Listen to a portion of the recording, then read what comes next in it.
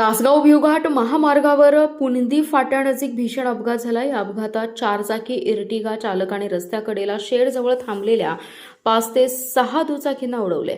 यावेळी दुचाकीवर बसण्याच्या तयारीत असणाऱ्या एका व्यक्तीला जोराची धडक बसल्यामुळे त्यांचा जागीच मृत्यू झाला.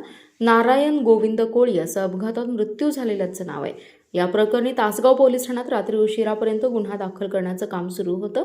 इर्टिगा चालक सयाजी मारुती पाटील यांच्यावर गुन्हा दाखल करण्याची प्रक्रिया रात्री उशिरापर्यंत सुरू होती.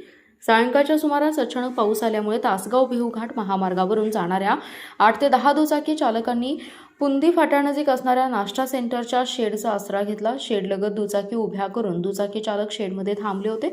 पाऊस उघडताच शेडमधून नारायण कोळी बाहेर येऊन त्यांच्या दुचाकीवर बसत होते. त्याच वेळी आरवळेहून तासगावच्या दिशेने भरधाव वेगाने येणाऱ्या इर्टिगा गाडीने कोळी यांना जोराची धडक दिली. त्यानंतर तिथे उभ्या असणाऱ्या अन्य दुचाकी वाहनांनीही धडक दिली. या घटनेत कोळी यांचा जागीच मृत्यू झालाय, तर इतर 5 ते 6 दुचाकी गाड्यांचा चुराडा झालाय. या भीषण अपघातानंतर घटनास्थळी भीतीचं वातावरण निर्माण झालं होतं.